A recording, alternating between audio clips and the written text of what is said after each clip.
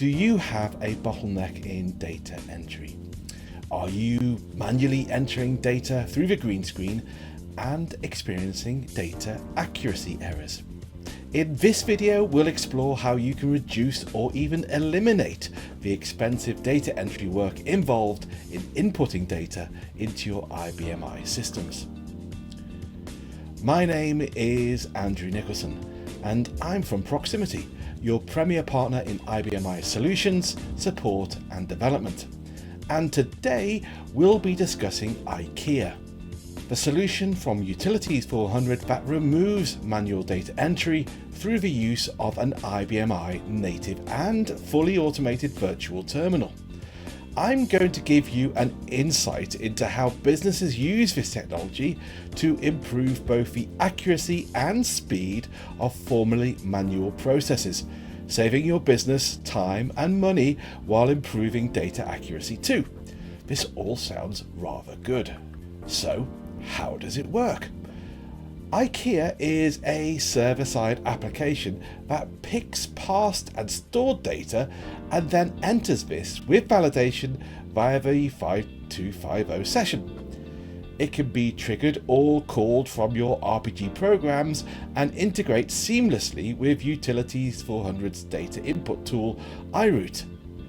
And how do you create such an automation? Well, in one or two ways. You can record your keystrokes, then edit your session using calls from a file in which you want to upload, or you can use just the power of the script editor to create automations for a multitude of inputs with accommodations for variables such as date ranges, formats, and the like. So let's say we're an SME business that has a number of manual data entry tasks. These tasks are spread across 6 employees from different departments, including accounts, warehouse, quality, manufacturing, and even IT. Now, on average, each employee is completing about 30 minutes of input per day. So across the business, we're looking at about 3 hours per day. That's not too unreasonable, right? You may even feel that this is slightly conservative, but let's add it up very simply so you can apply the same principles to your business.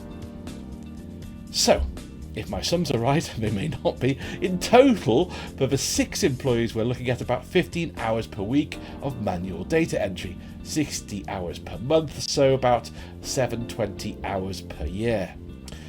Let's say they're on a basic wage of about £12 per hour.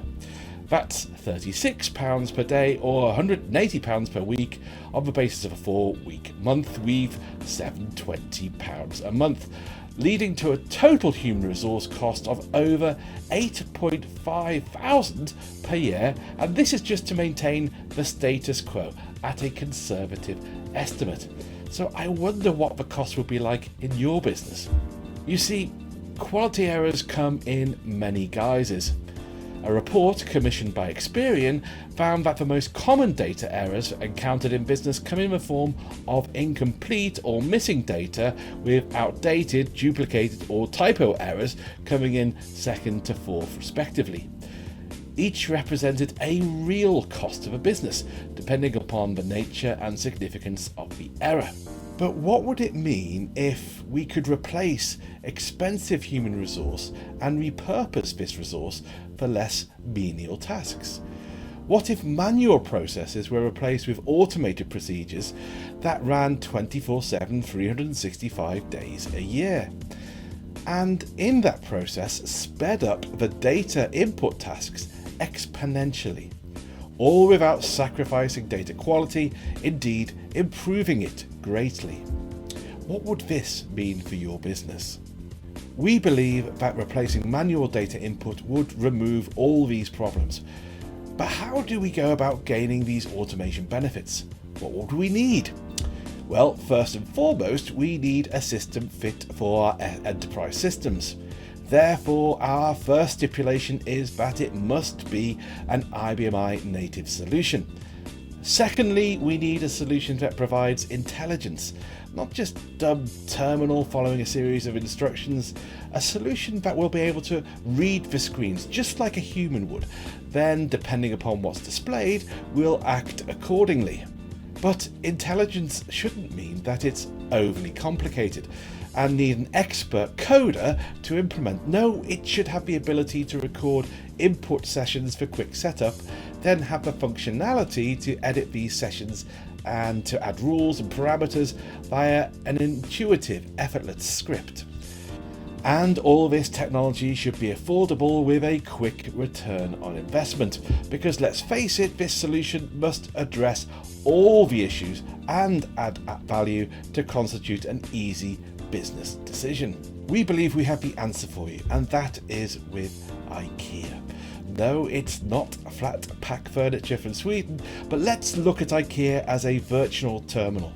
It uses AI instead of human resource to enter all the data into the green screen. And being an AI, it brings with it performance and automation, offering the input potential of many humans as it adds the intelligence needed to read the screen to make decisions based upon what it sees. Because as you enter data into the green screen, the program responds and displays data, a window or new screen depending upon what's being entered. So let's say we're entering data from an invoice we've received into our ERP. Well, no problem, until we realize that the data we've received has the date in American format. So on submission, a pop-up window is displayed with input field not recognized or some text along those that is equally helpful. We hope that any human would be able to pick up on this and respond accordingly, and with a modicum of intelligence be able to turn the day and month input characters around to reflect the UK date time formatting. With IKEA, we get this same intelligence. We're able to look and accommodate for these idiosyncrasies, be it a date range, an existence check, or some other variable. We can add intelligence that will automatically correct, or depending upon the error displayed on the screen, will correct or add the appropriate data or commands accordingly. So I do hope that provides a little bit of background on what IKEA can do and what it does. But as the old adage goes, the proof is in the pudding. So I'll now pass over to Steve, who will provide you with a demonstration and show you how it works. Right. Hello everyone.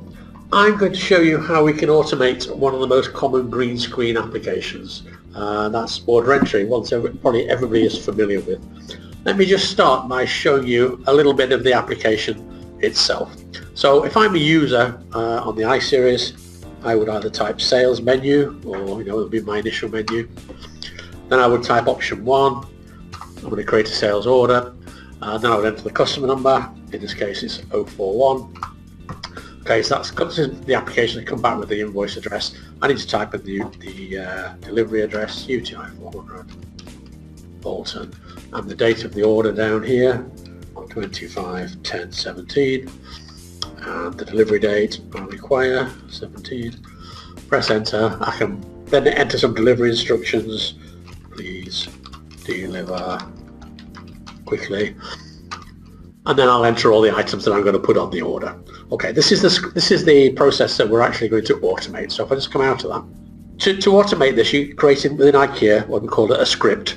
Now normally a script would read a file. In this case it's going to read a file called Purchase Order X in Library iRoot Demo, the flat file on the iSeries. Just to give you a quick look at what that file looks like, if I do a quick query on it. Okay, so you see this is a flat file. Okay, we in this case put all the header fields on every row on the file. You don't need to do that. IKEA can read multiple files, so you can process a header file with the order header fields on, and then go and read the order lines from a separate file for the matching details. So you see I've got here the items I'm going to buy, the quantities, and the prices. So let me show you quickly what a script actually looks like to do the processing of this task. If I go into the product, I'm going to option 6, work with scripts, and if I position to one called new order. Now as you can see in this case we've created our scripts in text files on the iSeries. That means you can use SCU to edit it quite easily, or you can use any other text editor that you wish to do so. Any text file will do. So this is now what a script looks like. Okay, now the first line is telling IKEA to sign on with a profile name. So within IKEA you've created a profile. In there it's got your user profile name you want to use as the password. Then I've defined the file name I'm going to use, iRootDemo/PerchOrderX. I've also created a log file, an audit log. I'm not going to take much too many details about it. Basically I'm telling you what to log, to the key of the file is going to log. Now this is quite interesting. This is when you log on to the iSeries green screen, you'll normally get a screen that says something like, you know, display program messages or a couple of other information screens before you actually get where you want to do. So what this is saying is, if the screen on line 1 position 39 does not say main, I'm trying to get to the main menu, then press enter and go back to screen owner. So a little loop that's going round. Then after that, this is where it's doing what I've done before. So it's set screen, line 20, position 7, sales menu. So that puts sales menu into the screen buffer, and then it presses enter. And then I've put option 1 into the menu and pressed enter. Then I've read the record from the file, and this is where I've started putting the fields into the file now. So that's pretty straightforward for the header information. If I go down here, the detailed information, as it reads the records from the file, I've created a count, so it's adding one for the count every time it reads the record. So I'm saying to fill the subfile, i.e. for all the line details, instead if count equals 1, basically put the product quantity unit price onto line 10. If it's equal to 2, put it onto line 11, equal to 3, line 12, etc. See, I've said file data, the field names, says that field names come from the file. Comma 4 means that it's going to edit the information when it puts it onto the screen. Put a full stop in it and a minus sign if necessary. That's a very quick look at what the script would look like. Okay, if I want to run that script now, I can run it with a command. So you can put it into your own programs, post-processing from iRoot or any other upload tool. So my file is called Logic, and it's in a library called UTIEM demo. And the member I'm going to run is that one I've just shown you, new order. So that's going to read the file and key the details into the script. If I get it right, UTI, if I spelled UTIEM demo right,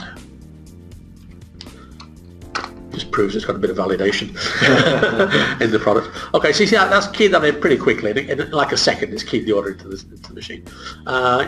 Return code 00 is what you always want to see. So that means one record processed, okay? That actually means one order has been processed, okay?